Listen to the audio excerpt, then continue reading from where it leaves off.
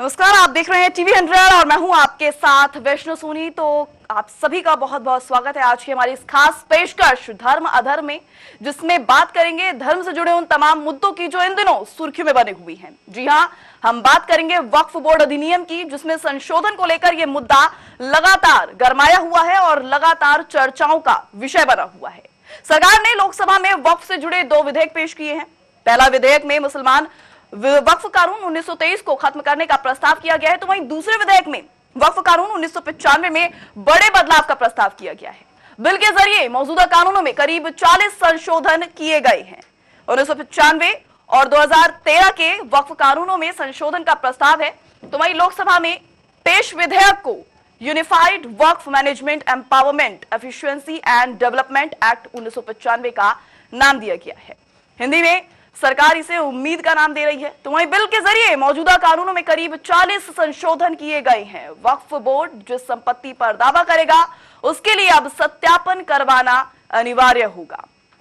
Board पर अधिकारों का दुरुपयोग कर किसी भी प्रॉपर्टी को वक्फ घोषित करने का आरोप लगा है और ऐसे में इन आरोपों को ध्यान में रखते हुए नए कानून को बदलाव करने की अगर बात की जाए तो नए संशोधन की बात जो है वो चर्चाओं में बनी हुई है। इस बिल के अनुसार वक्फ संपत्तियों के सत्यापन का अधिकार डीएम के पास होगा, यानी कि डीएम तय करेंगे कि प्रॉपर्टी वक्फ है या नहीं। वक्फ बोर्ड में महिला प्रतिनिधि को शामिल करना अनिवार्य होगा। शिया और सुन्नी की तरह बोहरा और आगा खानी समुदाय के लिए अलग वक्फ बोर्ड होगा। तो वहीं बिल का विरोध करने वालों को डर है कि 1995 के कानून में बदलाव से मुसलमानों के जो हित हैं, मुसलमानों के जो अधिकार हैं, वो कहीं प्रभावित ना हो जाए, जो इन संपत्तियों का उपयोग धार्मिक उद्देश्यों के लिए करते हैं। नए संशोधनों से वक्फ बोर्ड कमजोर होगा, जिससे वक्फ संपत्तियों के प्रबंधन की क्षमता प्रभावित होती है। वक्फ मामलों में जिला मजिस्ट्रेट को अधिकार मिलने से ब्यूरोक्रेसी का दखल होगा और इससे बोर्ड सरकारी नियंत्रण में कार्य कर पाएंगे। वक्फ संशोधन बिल पर संसदीय समिति की रिपोर्ट नवंबर के आखिरी हफ्ते में संसद में सौंप दी जाएगी और समिति के अध्यक्ष जगदंबिका पाल, उन्होंने ये भी बताया है कि अगर विपक्ष के सभी सांसद सहयोग करते रहें तो हमारी पूरी तैयारी है। इसी सत्र में दिए गए समय पर हम जेपीसी यानी कि जेपीसी की तरफ से जगदंबिका पाल ने यह बयान दिया है कि उनकी जो रिपोर्ट है वो नवंबर के आखिर तक पेश कर दी जाएगी। वहीं माना यह भी जा रहा है कि समिति की आखिरी बैठक संसद सत्र से शुरू होने से पहले हो सकती है और संभव है कि यह बैठक 21 नवंबर को संसद भवन परिसर में बुलाई जाएगी। हालांकि जेपीसी की अगली बैठक को लेकर अभी तक कोई अंतिम फैसला सामने नहीं आया है। वक्फ संशोधन बिल पर जारी घमासान के बीच सियासी बयानबाजी भी अब तेज होती यहां पर नजर आ रही है। आज की इस चर्चा में हम यही बात करेंगे कि आखिर अगर उस पर ऐतराज जताया जा रहा है तो वो किन बिंदुओं पर जताया जा रहा है। क्या संशोधन करना गलत है या संशोधन में आखिर किन बिंदुओं से मुस्लिम जो समुदाय हैं, मुस्लिम जो नेता हैं, जो लोग हैं, उनको किस बात से ऐतराज है, इसी पर आज हम इस विशेष बहस में चर्चा करेंगे।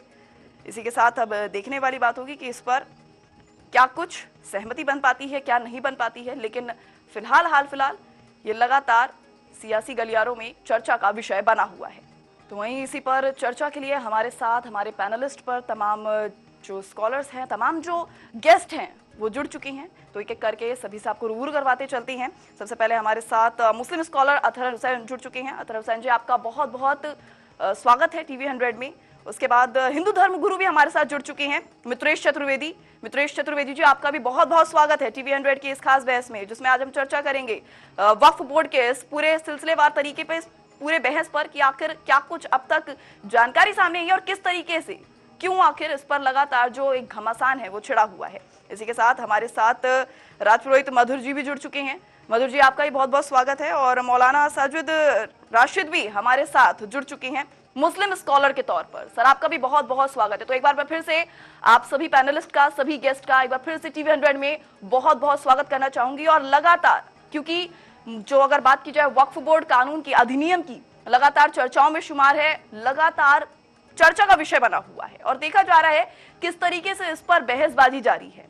वहीं सबसे पहले देखिए, जिस तरह की तस्वीरें सामने आ रही हैं, इसमें संशोधन की आवश्यकता है, इस वजह से संशोधन किया जा रहा है, ऐसा कहना है केंद्र सरकार का, बीजेपी का।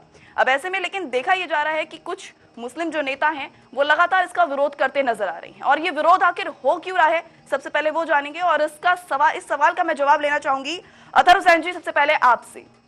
बात की जाए वक्फ बोर्ड के अधिनियम की, तो इसमें संशोधन की आवश्यकता है, ऐसा केंद्र सरकार लगातार कहती नजर आ रही है। लेकिन इसी बीच जो मुस्लिम समुदाय है, मुस्लिम जो नेता हैं, वो लगातार इस पर ऐतराज व्यक्त करते नजर आ रहे हैं। तो आखिर ये ऐतराज किस चीज को लेकर है? क्या वाकई वक्फ बोर्ड की जो एक ताकत है वो कम हो जाएगी? इस बात को लेकर कहीं ना कहीं नाराजगी नजर आ रही है और इसीलिए लगातार जो बवाल मचा हुआ है, क्या कुछ वजह हो सकती है उसके पीछे की? किसी तकनीकी खबरी के चलते हमारा संपर्क अतहर हुसैन जी से नहीं लग पा रहा है। बहरहाल इसी पर यही सवाल मेरा आपसे भी है। मौलाना साजिद राशिद भी हमारे साथ जुड़ चुके हैं। साजिद, अगर देखिए बात की जाए संशोधन की आवश्यकता अगर यहाँ पर नजर आ रही है, तो इस पर आखिर ऐतराज क्यों? देखिए, किसी भी बिल में या किसी भी कानून में संशोधन की तो गुंजाइश रहती है, लेकिन जिस कम्युनिटी के लिए, जिस धर्म के लिए, जिस मजहब के लिए वो कानून लाया जाए, वो बिल लाया जाए, उसके विद्वानों से बात भी होनी चाहिए। इन्होंने आनंद फानन में ये बिल प्रोड्यूस कर दिया और किसी से बात नहीं की। जैसे आपने देखा हो, किसानों के लिए बिल लेकर आए थे और फिर किसानों के सामने घुटने टेकने पड़े, बिल वापस लेने पड़े। सेम यही पोजीशन वक्फ बिल की है। ये दो तीन बातें बड़ी जोर शोर से लोगों में बताने और जताने की कोशिश कर रहे हैं। एक तो ये कि 1995 में वक्फ बोर्ड को असीमित शक्तियां दे दी गई। वो असीमित शक्तियां क्या है, उसके लिए झूठ बोल रहे हैं। क्या झूठ बोल रहे हैं कि भाई वक्फ बोर्ड जहां भी हाथ रख देता है वो प्रॉपर्टी उसकी हो जाती है। मैं आपको कुछ चीजें बताना चाहता हूं। देखिए, मेरे पास ये 1970 का गजट मौजूद है। ये गजट की कॉपी है। गजट के अंदर सरकार ने जितनी प्रॉपर्टी चिन्हित करके वक्फ बोर्डों को दी थी, वो सारी की सारी गजट में मौजूद है, सरकारी गजट। अब मुझे बताइए, जो गजट में है प्रॉपर्टी हमारे पास, उसके अलावा की प्रॉपर्टी पर हम हाथ कैसे रख सकते हैं? उसके लिए तो पेपर भी चाहिए। पेपर उसके अलावा होंगे नहीं, तो फिर वक्फ बोर्ड कैसे ले सकता है उन प्रॉपर्टियों को? दूसरी बात, ये देखिए, कुछ पेपर मैं आपको दिखा रहा हूं। ये 10-12 पेपर हैं। इनमें वही प्रॉपर्टी हैं जो 1970 के गजट में हमें मिली। दिल्ली के अंदर ये कर रहे हैं, तो आपने सबसे पहले कहा कि एकदम से इसको संशोधन का जो ये प्रावधान है या संशोधन के लिए जो कानून यहाँ पर बात की जा रही है, विधेयक की यहाँ पर बात की जा रही है, तो एकदम से कहाँ लागू किया जा रहा है? इसमें अगर जेपीसी की अगर बात की जाए तो जेपीसी की इन्वॉल्वमेंट है, तो तमाम जो अलग अलग धर्म के प्रतिनिधि करने वाले लोग हैं उनको इसमें शामिल तो किया गया है। तो इसमें आप ये कैसे कह सकते हैं कि सिर्फ और सिर्फ जी एक सवाल का जवाब तो हो जाए पूरा, आपके व्यूअर को कुछ बात चली जाए, पहुंच जाए, ऐसा तो कम से कम होना चाहिए ना। मैं ये बता रहा हूं कि ये जो वक्फ प्रॉपर्टी है दिल्ली के अंदर, आज तक वक्फ बोर्ड दिल्ली सरकार से, केंद्र सरकार से इन प्रॉपर्टियों को वापस नहीं ले पाया। ये 250 बीघा जमीन है। जब हम अपनी जमीन को वापस नहीं ले पा रहे हैं, तो ऐसी कौन सी ताकत है हमारे पास, ये वक्फ बोर्ड के पास, कि जिस प्रॉपर्टी पे हाथ रखे उसको ले लें? आज तक जिन प्रॉपर्टियों के किराए पुराने हैं, किसी का 10 रुपए है, किसी का 100 रुपए है, जबकि हमें ये पावर मिल गई कि आज के सर्किल रेट के हिसाब से किराया बढ़ाओ, हम नहीं बढ़ा पा रहे हैं उसका। इसलिए कि सरकार, पुलिस और एसडीएम साथ नहीं दे रहा है।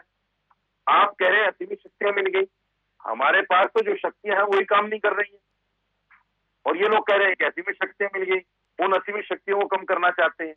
दूसरी बात, इन्होंने बाई यूजर को खत्म कर दिया इस बिल के अंदर। बाई यूजर का मतलब ये है कि जो आदमी 5 साल से 10 साल से अनऑथराइज हमारी प्रॉपर्टी पे बैठा हुआ है, पहले वक्त संशोधन में ये था कि आप उसको 54 का नोटिस देकर वो प्रॉपर्टी खाली करा सकते हैं। इन्होंने वो ताकत कम कर दी इस बिल में, नए बिल में, कि आप किसी से भी खाली नहीं करा सकते, और जो यूज कर रहा है उस प्रॉपर्टी को वो मिल्कियत का दावा कर सकता है। जबकि ऐसा कोई कानून देश के संविधान में नहीं है कि जो किराएदार है वो मिल्कियत का दावा कर सके। इस तरह के कानून जब ये ला रहे हैं इसमें, तो ये वक्फ बोर्ड को खत्म करना चाहते हैं या वक्फ बोर्ड को बढ़ाना चाहते हैं? ये तो इन तमाम प्रॉपर्टियों को हड़पना चाहते हैं जो दिल्ली के अंदर 250 बीघा जमीन और भी बहुत सारी जगहों पर सरकारों के पास है और उसकी एजेंसियों के पास है। ये तो हड़पना चाह रहे हैं उसको। जी बिल्कुल, इसी पर मैं जवाब लेना चाहूंगी क्योंकि हिंदू धर्म गुरु हमारे साथ जुड़े हुए हैं मित्रेश चतुर्वेदी। मैं आपसे मित्रेश जी जानना चाहूंगी क्योंकि ये बड़ा आरोप लगाया जा रहा है कि प्रॉपर्टीज को हड़पना चाहती हैं। और अगर देखिए आंकड़ों के यहाँ पर अगर इन्होंने जिक्र किया है, डॉक्यूमेंटेशन दिखा के इन्होंने बकायदा आंकड़ों का जिक्र किया है, तो मैं आंकड़ों की अगर बात करूं तो अब तक अगर बात की जाए तो 8 लाख एकड़ से ज्यादा की जो जमीन है वो हिंदू, अगर बात की जाए अगर वक्फ बोर्ड के पास की, अगर तो वक्फ बोर्ड के पास 8 लाख एकड़ से ज्यादा की जमीन है। और उसके बावजूद ये आरोप लगाए जा रहे हैं कि जो जमीन है उसको हड़पा जा रहा है या हड़पने की कोशिश की जा रही है। क्या कहेंगे मित्रेश जी इस पर आप? मैं किसी तकनीकी खराबी के चलते हमारा संपर्क मित्रेश जी से नहीं लग पा रहा है, लेकिन इसी पर मैं जवाब देखिए आपसे भी जानना चाहूंगी मधुर जी, क्योंकि लगातार जिस तरह से की चर्चाओं का विषय बना हुआ है और इस पर लगातार बहसबाजी जारी है, अपने अपने पक्ष जो है, अपने अपने जो पॉइंट्स हैं वो रखे जा रहे हैं कि आखिर क्यों इस फैसले से आपत्ति जताई जा रही है। लेकिन इसी फैसले पर आपत्ति ये भी जताई जा रही है कि कहीं ना कहीं जो जमीन है उसको हड़पने का प्रयास किया जा रहा है। जबकि अगर हाल फिलहाल मौजूदा वक्त की बात की जाए तो आंकड़ों के मुताबिक जानकारी ये है कि 8 लाख एकड़ से ज्यादा की जो जमीन है वो वक्फ बोर्ड के पास है। उसके बावजूद ये आरोप लगाए जा रहे हैं कि जमीन हड़पने का प्रयास है। ये कोई संशोधन नहीं है, महज एक जमीन हड़पने का प्रयास है। इस पर क्या कहेंगे आप मधुर जी? देखिए, अंग्रेज आए, अंग्रेज चले गए, मुगल आए, मुगल शासन काल चला गया जी। तमाम प्रकार के जो है अधिनियम कांग्रेस गवर्नमेंट ने मुस्लिमों के हित में बनाए। मुझे लगता है कि कांग्रेस ने किसी एक समुदाय को अधिक बढ़ावा देने की बजाय अगर उन्होंने पूरे संपूर्ण सबका साथ सबका विकास लेकर के ऐसी धारणा चली होती तो आज ऐसी परिस्थितियां न बनती। इसमें यकीनन सत्य है कि तमाम प्रकार की ऐसी जमीनें हैं जो वक्फ बोर्ड को चाहे आगे लाया जाए या कोई व्यक्ति विशेष ही अपने मतलब सत्ता को या अपनी चीजों को अपने पहुंच जमा करके जमीनों पर कब्जा, ये लोकल एरिया में चल रहा है। दिल्ली, मुंबई, गुजरात, हरियाणा, अन्य जो लोकल क्षेत्र हैं, आप उन लोकल क्षेत्रों में अभी देख लीजिए, अभी रानी लक्ष्मीबाई की प्रतिमा नहीं लग पा रही थी, अभी पीरागढ़ी के आसपास मंगोलपुरी स्थित है, वहां पे जो है इन लोगों ने प्रतिमा भी पार्क में लगाने से बहुत बड़ा विवाद खड़ा कर दिया था। तो मतलब एक तरीके से जो इनका एक निचले स्तर का जनमानस है, वक्फ बोर्ड इनका गलत है सही है वो तो यही लोग ज्यादा अधिक जान सकते हैं, लेकिन उसके द्वारा जो तमाम प्रकार के जो आपराधिक जो मामले फैलाए जाते हैं जिसमें कुछ अच्छे लोग भी बदनाम होने की साजिशों में आ जाते हैं, मुझे लगता है उस पर पुनर्विचार करने की आवश्यकता है। और इस पर जो जैसे रसीदी जी हैं या अन्य और भी मौलाना जी हैं, तमाम प्रकार के लोग, इनको अपने निचले स्तर पर जो आज का युवा इनका जागृत हो रहा है और उसके दिमाग में जो जाहिलियत बस रही है उसे ना पनपने देने के कारण से एक अच्छा सा माहौल जन्म देना चाहिए जो समाज के लिए, जो राष्ट्र के लिए, जो हर एक व्यक्ति के लिए अच्छा माहौल हो और तमाम प्रकार के ये जो उग्रवाद जो जन्म ले रहे हैं उस पर विराम लगे। और रही बात वक्फ बोर्ड की जमीनें, तो जमीनों पे ये तमाम प्रकार से ये हवाई राजनीतिक दबाव या राजनीतिक बयानबाजी नहीं है, इसमें सच्चाई है। कुछ जगहों पर ये चीजें देखी जाती हैं, हम लोग अन्य तमाम प्रकार के राज्यों में इधर उधर आते जाते हैं तो वहां भी ये चीजें सुनने को मिलती हैं। वस्तुतः सरकार कोई भी अगर बोर्ड कोई भी अधिनियम नियम लागू करती है तो उसपे जाति धर्म विचार, बिल्कुल मधुर जी इस पे बिल्कुल आपके पास आएंगे, लेकिन इसी पर एक बार जवाब ले लेते हैं। इस पर साजिद राशिदी आप क्या कहना चाहेंगे, आप क्या कहेंगे इस पर? क्योंकि देखिए आपने जिस तरह के आरोप लगाए हैं कि जमीन को हड़पने का प्रयास किया जा रहा है, उस पर इस तरह की अगर पलटवार सुनने को मिल रहे हैं तो क्या कहेंगे इस पे आप? देखिए, मधुर जी को इस बारे में ज्यादा जानकारी है नहीं, इसलिए उन्होंने आतंकवाद पर और फलामात पर बात की है, वक्फ बोर्ड पर कोई बात नहीं की है। मैं इसलिए आपसे ये कहना चाहता हूं, देखिए वक्फ बोर्ड जो है ना, वक्फ बोर्ड में कुछ चीजें ऐसी हैं जो ये इस संशोधन के अंदर ला रहे हैं, कुछ मैंने बताई, कुछ और बता देता हूं। एक इन्होंने संशोधन लेकर आए हैं कि कलेक्टर के पास सारा अधिकार होगा।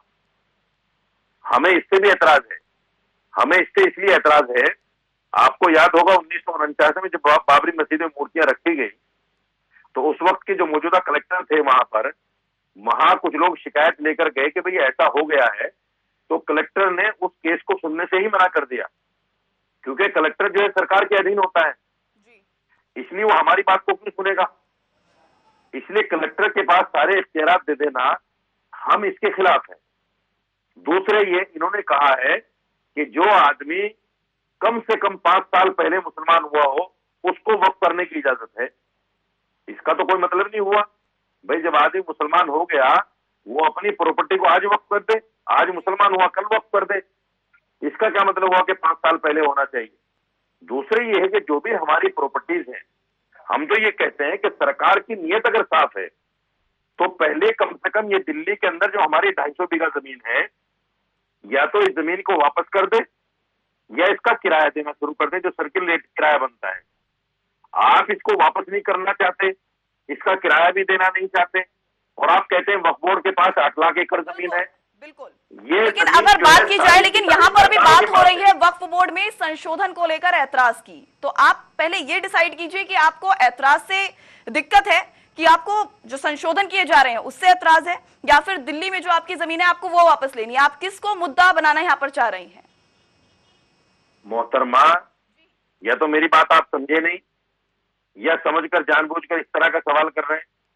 ये चीज भी तो इसी में आएगी ना, जब ये चाहते हैं कि हम वक्फ बोर्ड को सशक्त बनाना चाहते हैं, उससे गरीब मुसलमानों को फायदा पहुंचाना चाहते हैं, तो जब ये 250 बीघे जमीन मिलेगी उससे गरीब मुसलमानों को फायदा पहुंचेगा कि नहीं पहुंचेगा? तो दे दे सरकार वापस, अगर सरकार की नीयत साफ है। संशोधन में ये जो कह रहे हैं कि हम ये चाहते हैं गरीब मुसलमानों को फायदा पहुंचाए, मैं भी तो ये कहता हूं कि ये हमारी जमीनें वापस कर दो ताकि गरीब मुसलमानों को फायदा पहुंचे। देखिए, दूसरी बात, सरकार जो है आज सारी प्रॉपर्टी है सरकार के अंडर में है, क्योंकि चेयरमैन वक्फ बोर्ड का सरकार का होता है, मेंबर सारे वक्फ बोर्ड के सरकार के होते हैं, सीईओ जो चीफ एग्जीक्यूटिव ऑफिसर होता है वो सरकार का होता है, एडमिनिस्ट्रेटर जो आता है वो भी सरकार का होता है। सारी प्रॉपर्टी तो हमारी सरकार के कब्जे में है, और आप कहते हैं कि मुसलमान इसको खुर्द-बुर्द कर रहे हैं और मुसलमान गरीब मुसलमानों को फायदा नहीं पहुंच, तो साजिद जी, मतलब 8 लाख, अभी अगर मौजूदा आंकड़ों की बात की जाए तो 8 लाख एकड़ से ज्यादा की जमीन जो है वो वक्फ बोर्ड के पास है। उसके बावजूद आपका कहना है कि जो जमीन है वो आपको नहीं दी जा रही है, आपकी जमीन जो है हड़प ली गई है और हड़पने का ये प्रयास है। वहीं अगर आपने यहाँ पर इस चीज की, इस मुद्दे को लेकर कही है कि गरीबों के हक की, गरीब मुसलमानों के हक की यहाँ पर बात की जा रही है। आपने यहाँ पे थोड़ी देर पहले डॉक्यूमेंट्स का जिक्र किया था कि जिस तरह से आपने बात की थी कि तमाम उन आरोपों का खंडन किया था जो वक्फ बोर्ड है वो मुस्लिम को हितों के लिए काम कर रहा है लगातार, जिस तरह से आपने बात यहाँ पे सामने रखी थी। इसी पर मैं आपसे सवाल, जी साजिद जी, इस पर मेरा सवाल ये है कि 2022 में जो तमिलनाडु के वक्फ बोर्ड के, अगर हिंदुओं की अगर बात की जाए तो वहां पर भी देखा गया था हिंदुओं के बसाए हुए थिरुचिंदुरई में जिस तरह का उसकी जमीन, वहां की जो थिरुचिंदुरई की जमीन थी वो हड़प ली गई थी, उसको लेकर आप क्या कहना चाहेंगे? देखिए, ये कर्नाटक का हो, तमिलनाडु का हो, यूपी का हो, कहीं का भी हो, जब मैंने आपको एक गाइडलाइन बता दी कि जो भी जमीन 1970 के गजट में आती है, चाहे वो 1500 साल पुरानी हो या 200 साल पुरानी हो, अगर वो 1970 के गजट में वक्फ बोर्ड के पास सरकार ने दी हुई है तो वो जमीन वक्फ बोर्ड की है। उसका तरीका ये है कि आप कोर्ट जाइए, कोर्ट आप दोनों से पेपर मांगेगा, वक्फ बोर्ड से भी मांगेगा, आपसे भी मांगेगा। अगर बोर्ड ने पेपर सबमिट कर दिए कि हाँ जी हमारे पास पेपर है 1970 के गजट में, तो जमीन बोर्ड की है। अगर पेपर नहीं दे पाएगा तो जमीन आपकी है, उसमें कोई झगड़े वाली बात ही नहीं है, इसको हवा देने की बात ही नहीं कि साहब उसने दावा पेश कर दी। अरे भाई, दावा पेश करने का मतलब ये है कि आप कोर्ट जाइए, कोर्ट में साबित कर दीजिए कि आपकी जमीन नहीं है, बात खत्म हो गई। इसको हवा देना और मुसलमानों के खिलाफ, हिंदुओं के खिलाफ नफरत फैलाना इस बात को लेकर कि साहब वक्फ बोर्ड तो जहां हाथ रख देता है वो जमीन उसकी हो जाती है, तो ये सारी चीजें जो है कहीं ना कहीं नफरत फैलाने के लिए की जा रही है, वक्फ बोर्ड को बदनाम करने के लिए। बिल्कुल, इसी पर आएंगे आपके पास और इसी पर ये जवाब लेंगे, क्योंकि लगातार जिस तरह से आपने कहा है कि ये हिंदू और मुस्लिम को भड़काने की कोशिश की जा रही है, इसी पर जवाब मैं लेना चाहूंगी। हिंदू धर्म गुरु जुड़े हुए हमारे साथ मित्रेश चतुर्वेदी। मित्रेश जी, मैं आपसे इस पर जवाब लेना चाहूंगी, क्या वाकई जो वक्फ संशोधन यहाँ पर किया जा रहा है जिसको लेकर लगातार मुद्दा गरमाया हुआ है, क्या वाकई ये हिंदू मुस्लिम को भड़काने की एक महज कोशिश है या वाकई इसकी जरूरत है? किसी तकनीकी खराबी के चलते हमारा संपर्क मित्रेश जी से नहीं लग पा रहा है, तो वहीं इसी पर जवाब मैं आपसे भी लेना चाहूंगी। हिंदू धर्म गुरु जुड़े हुए हमारे साथ। अगर बात की जाए यहाँ पर, देखिए जिस तरह से मधुर जी देखा जा रहा है कि इनकी, अगर बात की जाए, देखिए साजू जी की तरफ से लगातार ये बयान सामने आ रहे हैं कि ये हिंदू मुस्लिम को भड़काने की कोशिश है। वाकई वास्तव में इस तरह की कोई आवश्यकता की जरूरत है नहीं वक्फ बोर्ड के संशोधन में, इस पर क्या कहेंगे आप? देखिए, वक्फ बोर्ड अभी जो बता रहे हैं कि डीएम के हाथ में उसको सरकार ने पहले बनाया है पूरा प्रारूप कि डीएम के हाथ में होना चाहिए। बहुत अच्छा है कि जिस जिले में वक्फ की जमीनें हैं या फिर जो भी सामान्य रूप से जमीनें अधिकृत की गई हैं, कब्जा किया गया है, वो डीएम के संज्ञान में जब आ रही हैं चीजें, तो वास्तव में कमांड कहीं न कहीं सरकार के हाथ में होनी चाहिए। बिल्कुल। दूसरा ये भी है कि अगर मान लो इसका विरोध हो रहा है संशोधन में, तो पुरानी बहुत सारी चीजें हैं जिस पर संशोधन हो रहा है, और ये भी मुस्लिम, जो भी मुस्लिम संप्रदाय में ऐसे भी तमाम गरीब परिवार हैं जो शोषित रूप से आज भी तमाम प्रकार से शोषित हैं, वहां हम देखते हैं कई जगहों पर जाते हैं, ये उस बिल में संशोधन से उनको लाभ हो रहा है, जो वृद्ध माताएं हैं उनको लाभ हो रहा है। तो मुझे लगता है कि उस बिल में संशोधन कर लेना उचित होगा। और रही बात हिंदू सनातन के नाते, अगर हम लोग अपनी मांग जो उठा रहे हैं, जब इन लोगों का अपना वक्फ बोर्ड है, तमाम प्रकार की जमीनें उस समय से अधिकृत की गई हैं, तो हम लोगों के द्वारा ये तो पक्षपात है कि अब सरकार आई है भारतीय जनता पार्टी की, वो आज इस पर विचार कर रही है और वो सनातन के मुद्दों को लेकर के आगे भी आ रही है, जहां पर वो समरसता के भाव को आगे बढ़ा रही है। लेकिन पूर्वोत्तर सरकारें सिर्फ एक बोर्ड का गठन करके उनके बारे में जमीनों को जो आगे वितरित किया, जैसे अभी रसीदी भी बता ही रहे थे कि सरकार ने 1970 के बजट में जो जमीनें उनके पक्ष में रख दी वो मान्य होंगी। जरूरी नहीं है, पहले तो बहुत तमाम प्रकार के ऐसे भी दुर्दांत अपराधी भी जन्म लिए हैं जिन्होंने अपना अपराध और आधिपत्य जो है स्थापित किया था, लेकिन वो देश छोड़ करके चले गए। और इन्हीं सब कार्यों से देश का विभाजन भी हुआ था, बंटवारा भी हुआ था। तो ऐसी परिस्थितियां जन्म न लें, मुझे लगता है कि सामंजस्य से यदि कोई कार्य हो जाए तो ज्यादा उचित होगा। और रही बात संशोधन वाली, तो संशोधन ये लोग स्वयं जानते हैं कि संशोधन कर लेना उचित है, क्योंकि समय रहते हुए अगर संशोधन उसमें नहीं हो पा रहा है तो उसमें तमाम प्रकार से गरीब, शोषित, वंचित लोगों के हक को दबाया कुचला जा रहा है। और उसको जब वो जमीनें जो तमाम प्रकार से हड़पी हुई जमीनें हैं, जब वो उनसे छूटेंगी तो कहीं न कहीं एक गरीब का परिवार भी बच सकता है। उसके भरण पोषण के लिए तमाम चीजें ऐसी हैं जो कि वो अपना अन्न उगा करके, खेती करके अपना परिवार पाल सकता है। वो किसी भी संप्रदाय का हो, मुस्लिम, हिंदू, जाति, धर्म, विचारधारा को न देखते हुए मुझे लगता है कि संशोधन का हम स्वयं समर्थन इस पर करते हैं और मुस्लिम धर्मगुरुओं को भी करना चाहिए इस पर। जी बिल्कुल, इस पर क्या कहेंगे साजिद जी आप? क्योंकि लगातार जिस तरह से देखिए बात सामने आ रही है, उसमें यह भी कहीं ना कहीं स्पष्ट हो गया है कि वाकई जो वक्फ बोर्ड है उसमें संशोधन की आवश्यकता है। इससे शक्तियों में न केवल बंटवारे की, इसको शक्तियों के बंटवारे के दृष्टिकोण से ही नहीं बल्कि इसलिए भी जरूरी माना जा रहा है क्योंकि जिस तरह से जो मानवता अगर बात की जाए, जो गरीब लोग हैं, गरीब मुस्लिम हैं, उनके कहीं ना कहीं अधिकारों का हनन हो रहा है और उसी को ध्यान में रखते हुए संशोधन किए जा रहे हैं। क्या कहेंगे आप इस पे? मैं फिर कहता हूँ कि जब भी डिबेट में बैठा जाए, कुछ तथ्य लेकर बैठा जाए, जानकारी लेकर बैठा जाए। जो बीजेपी कहलवाना चाहती है उस तरह की बातें नहीं कहना चाहिए। मैं एज ए मुस्लिम धर्मगुरु मधुर जी की इस बात से बिल्कुल इत्तेफाक करता हूं कि हिंदू का भी सनातन बोर्ड होना चाहिए। मैं तो नहीं मना कर रहा हूं, ना कोई मुसलमान कर रहा है, आपका बोर्ड होना चाहिए। सरकार जो मंदिरों का पैसा ले रही है वो आपके सनातन बोर्ड के पास होना चाहिए। मैं तो समर्थन कर रहा हूं उसका। लेकिन ये कह देना कि साहब गरीब वंचित लोगों का नुकसान हो रहा है। देखिए, वक्फ बोर्ड जहां भी है वो तमाम बेवाओं को पेंशन देते हैं, जो गरीब बच्चे हैं उनको स्कॉलरशिप देते हैं, दिल्ली में भी दिया जाता है, तमाम स्टेटों में दिया जाता है। और जिन लोगों की पढ़ाई में कहीं भी या शादी ब्याह में कहीं भी कुछ पैसे की आवश्यकता होती है, वक्फ बोर्ड उसकी मदद करता है जी, अभी भी करता है। दूसरी बात, आपने एक शुरू में बात कही थी कि ये लोग ये कह रहे हैं, गुट और फैला रहे हैं कि वक्फ बोर्ड की कमेटी के अंदर औरतें होनी चाहिए जी। अभी भी मौजूद है ये एक्ट मौजूद है। दिल्ली के अंदर 7 मेंबर है वक्फ बोर्ड के, उनमें 2 लेडीज है जी। 33% रिजर्वेशन है लेडीज का, वो वक्फ बोर्ड ने दिया हुआ है दिल्ली के अंदर और तमाम वक्फ बोर्डों में है। तो ये नई बात कहां से लेकर आगे बिना वजह की बातें फैला रहे हैं। साजिद जी, अगर मैं संक्षिप्त में आपसे जानना चाहूँ जी, साजिद जी अगर मैं संक्षिप्त में आपसे जानना चाहूँ, क्योंकि देखिए इन संशोधनों में कई पॉइंट्स शामिल हैं, कई संशोधन की अगर बात क्योंकि अब यहाँ सामने आ रही है तो इसमें महिलाओं, मुस्लिम महिलाओं का शामिल होना हो या गैर, अगर बात की जाए गैर जो मुस्लिम है वो भी इस बोर्ड में शामिल किए जाएंगे, ऐसे तमाम जो है संशोधन बिंदु इसमें शामिल है। तो आपको आखिर उन बिंदुओं में किन बिंदुओं से ऐतराज है? एक काम करते हैं जी, सुनिए, एक काम करते हैं, एक सनातन बोर्ड बनाए पहले सरकार। मैं कहता हूँ सनातन बोर्ड पहले बनाए, उसमें मुसलमानों को रखे और वक्फ बोर्ड में हिंदुओं को रख ले। हमें इस पर भी ऐतराज नहीं है जी, हमें क्या ऐतराज है? बिल्कुल राजपुरोहित जी, मैं इस पर आपसे जानना चाहूंगी। बिल्कुल बिल्कुल बिल्कुल साजिद जी, मैं आपकी तरफ भी रुक करूंगी, लेकिन इसी पर ही मैं जवाब लेना चाहूंगी क्योंकि इससे पहले ही देवकीनंदन ने भी ये बयान जो है सामने रखा है। बिल्कुल साजिद जी, इस पर मैं आपसे इस पर मैं आपका भी जवाब लूंगी। बिल्कुल राजपुरोहित जी, इस पर क्या कहेंगे आप? अगर वक्फ बोर्ड में हिंदू आ रहे हैं तो आप यकीनन मानिए कि उसमें जो आई हुई जनमानस, जो तमाम प्रकार से युवा जन्म ले रहे हैं, उनकी जो सोच है, हिंदू अगर रहेंगे तो उनकी सोच में परिवर्तन आएगा। इसको भी साफ पहला तो ये। कई बात, अगर आप सनातन बोर्ड में आना चाहते हैं तो आपके भी विचार बहुत सारे पवित्र हो जाएंगे। उसमें तमाम प्रकार की जो मानसिकता ऐसी है जो संकुलता समाज में फैला रही है, वो कहीं ना कहीं एक जो बटने वाला जो कटने वाला जो काम है, नहीं, वो कहीं ना कहीं मैंने जो प्रस्ताव राजकुमार जी, लेकिन इसमें मैं आपसे जानना चाहूंगी कि अगर सनातन बोर्ड, बिल्कुल साजू जी मैं आपके पास लौटूंगी, बिल्कुल, लेकिन इस पर बिल्कुल आप राजी हैं इस पर?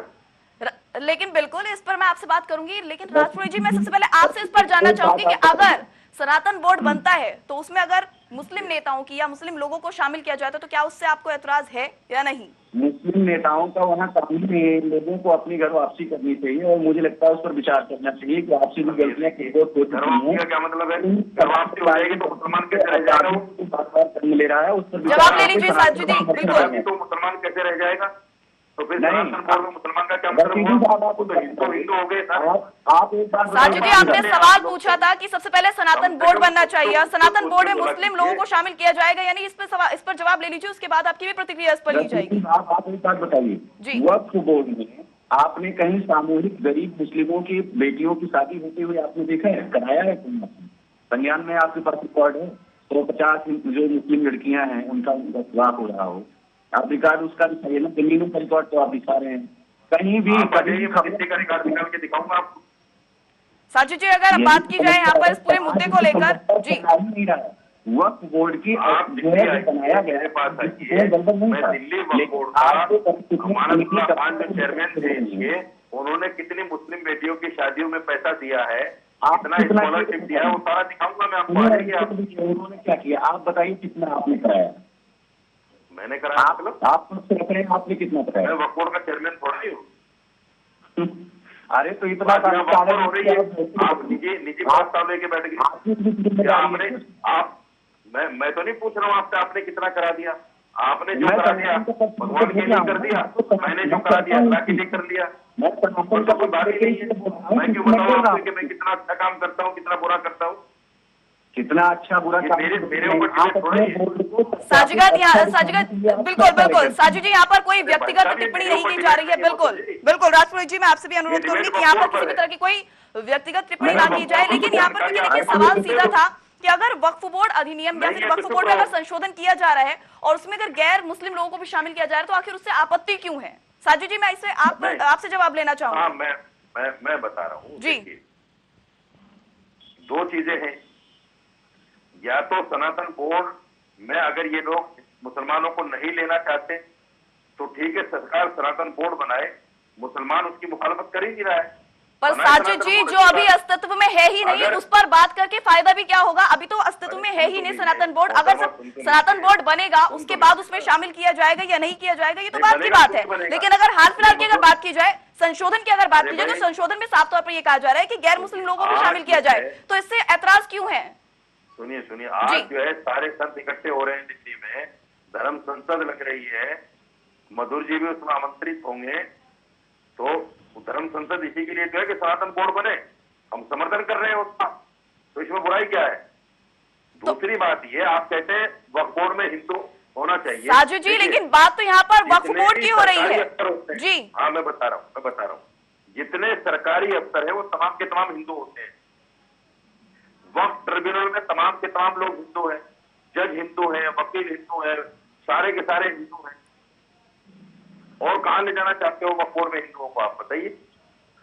पहली बात तो बोर्ड वक्फ में जो है विद्वान होते नहीं है मुस्लिमों में, अगर विद्वान होते तो ये भारत राष्ट्र होता, हिंदू राष्ट्र होता है। हाँ, विद्वान तो आप ही हैं, हम तो विद्वान है ही नहीं, कितनी बात कर रहे हो आप। साजू जी, सबसे पहले तो मैं यहाँ पर ये कहना चाहूंगी, भारत एक धर्मनिरपेक्ष राज्य है और यहाँ पर हर धर्म को, बिल्कुल धर्म को ऊपर रखा गया है जी। सबसे आप कहते हो आपने वक्फ बिल को लेकर एक तथ्यात्मक बात नहीं कही, हिंदू राष्ट्र है, यहाँ बिलावटी की बातें आप इधर की उधर की जलेबी बना रहे हो, और आप विद्वान हो, हम विद्वान नहीं, मुसलमानों में कोई विद्वान नहीं, वक्फ बोर्ड में कोई विद्वान नहीं आता। अजीब बात है, आदमी है और कितने ज्ञानी और कितने सन्यासी हैं आप, पहले बताइए जो काम कर रहे हैं क्या कर रहे हैं? राजपुरोहित जी, आपके ज्ञान पर सवाल उठ रहे हैं, यहाँ पर ज्ञान को लेकर क्या कहना चाहेंगे आप? साहब देखो, वक्फ बोर्ड के बारे में कुछ जानकारी है तो बात कर लो, कौन ज्ञानी है कौन ज्ञानी नहीं, इस पर बात मत करो प्लीज। चलिए ठीक है, बिल्कुल साजू जी, इस पर बात नहीं करते हैं तो आप सीधे सीधे, बिल्कुल अगर कुछ वक्फ बोर्ड के बारे में जानते हो तो बात कर लो। बिल्कुल, अगर वक्फ बोर्ड के बारे में ही बात की जाए, साजिद जी इसी पर ही चर्चा करते हैं, इसी पर ही केंद्रित रहते हैं, इसी पूरे मुद्दे पर केंद्रित रहते हैं, तो आप सीधे सीधे सिर्फ इसका जवाब दीजिए, क्योंकि देखिए सनातन बोर्ड अभी बना नहीं है, सनातन बोर्ड अभी बना नहीं है, लेकिन अगर वक्फ बोर्ड की बात की जाए और अगर इसमें संशोधन होता है और संशोधन को लेकर अगर ये बिंदु भी सामने आ रहा है कि इसमें गैर मुस्लिम को शामिल किया जाएगा, तो उससे आप कितने सहमत हैं? इस तरह की बातें करते हैं कि जिससे और विद्वेष फैले देश के अंदर और नफरत फैले। मैं आपको बुरा कहूँ, आप मुझे बुरा कहें, ये कोई डिबेट थोड़ी होती है। जी बिल्कुल, बिल्कुल ये कोई डिबेट नहीं होती, यहाँ पर बुराई की तो बात हो ही नहीं रही है साजिद जी, यहाँ पर बात सिर्फ इतनी हो रही है के अंदर कोई विद्वान नहीं होता, मुसलमानों में कोई विद्वान नहीं है, ये कितनी कमकनी की बात है। विद्वान पे ही बात करेंगे, रशीदी साहब आप मुझसे मिले हुए हैं, अरे वक्फ बोर्ड पे बात कीजिए अगर आपके पास में जानकारी है तो, नहीं तो साजिद जी लेकिन सवाल तो वक्फ बोर्ड को लेकर ही हो रहा है जी, साजिद जी सवाल यहाँ पर वक्फ बोर्ड को लेकर ही हो रहा है। बहुत ज्यादा विद्वान है, ये बहुत ज्यादा ज्ञानी आप, न इनको ये पता वक्फ में संशोधन क्या हो रहा है, न इनको पता संशोधन होना चाहिए कि नहीं होना चाहिए। वक्फ पे इन्होंने जब से बैठे एक बात नहीं करी। राजपुरोहित जी आपसे भी और साजिद जी मैं आपसे दोनों से ही अनुरोध करना चाहूंगी कि कृपया कर व्यक्तिगत टिप्पणी ना करें और कृपया कर मुद्दे पर ही केंद्रित रहें, क्योंकि मुद्दा है जी, बात कर लीजिए, ज्ञानी ज्यादा है, ठीक है जी जी जी एक साजिद जी ज्ञानी लोगों के साथ नहीं बैठता साजिद जी, लेकिन सवाल पर बने रहती है ना, सवाल जो है वो कुल मिलाकर वक्फ बोर्ड से ही जुड़ा हुआ है, जिस पर मैं आपका जवाब लेना चाहूंगी। बिल्कुल साजिद जी, राजपुरोहित जी मैं आपकी तरफ ही रुख करूंगी, लेकिन सबसे पहला सवाल जो है मेरा साजिद जी आपसे ही है और लगातार मैं इस सवाल पे ही बनी हुई हूँ और लगातार मेरा यही सवाल उठ रहा है कि अगर संशोधन होता है और संशोधन में जो तमाम बिंदु शामिल हैं उनमें एक बिंदु ये भी है कि मुस्लिम महिला हैं उनको भी इस बोर्ड में जगह दी जाए, जिसके लिए आपने कहा कि उनको जगह दी गई है, ये एक भ्रमित करने का प्रयास किया जा रहा है। तो वहीं ऐसे कई बिंदुओं में एक बिंदु ये भी शामिल है, एक सेकंड पहले बात सुन लीजिए साजिद जी, इसमें दूसरा पॉइंट ये भी सामने आ रहा है कि इसमें गैर मुस्लिम लोगों को भी शामिल किया जाए, तो उससे आप कितने सहमत हैं?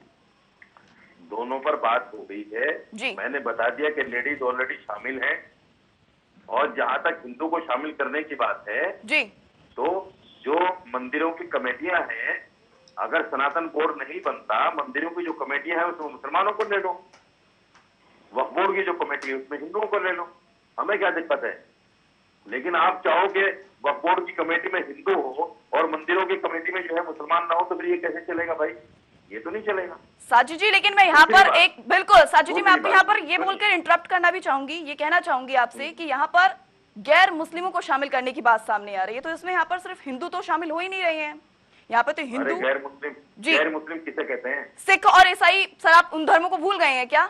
उनको आप शामिल नहीं करना चाहेंगे क्या? उनको शामिल करने को लेकर आप क्या कहना चाहेंगे? गैर मुस्लिम तमाम को कहते हैं, हिंदू को भी कहते हैं, सिखों को भी कहते हैं। हाँ, तो आपने सिखों को इंक्लूड नहीं किया? सबको कहते हैं जी, सिखों को इंक्लूड नहीं किया आपने। नाम थोड़ी लूंगा, अब मैं अलग अलग नाम थोड़ी लूंगा।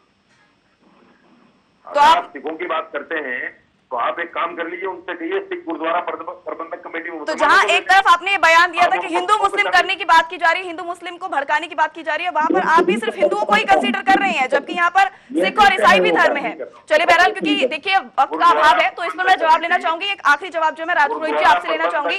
राजपुरोहित जी इस पर आप क्या कहना चाहेंगे? देखिए सीधा सीधा बिल्कुल सवाल जो है मैं आपसे लेना चाहूंगी यहाँ पर कि अगर सनातन बोर्ड बनता है तो क्या उसमें मुस्लिम नेताओं को जगह दी जाएगी या अन्य जो धर्म है उनके लोगों को जगह दी जाएगी या नहीं? देखिए, सभी धर्म का सम्मान है, लेकिन सनातन बोर्ड में मुस्लिम किसी भी प्रकार से कोई आवश्यकता ही नहीं है, पहली बात तो ये। दूसरी ये जो रशीदी साहब कह रहे हैं कि मंदिरों में ये हिंदू मुस्लिम की राजनीति खुद ही करने बोल रहे हैं, वहाँ पे हमको बैठ करके ये उल्टा बता रहे हैं। उनके तौकीर बजाय इतने बड़े मौलाना भड़काने का काम खुद करते हैं, हमको बता रहे हैं विद्वान।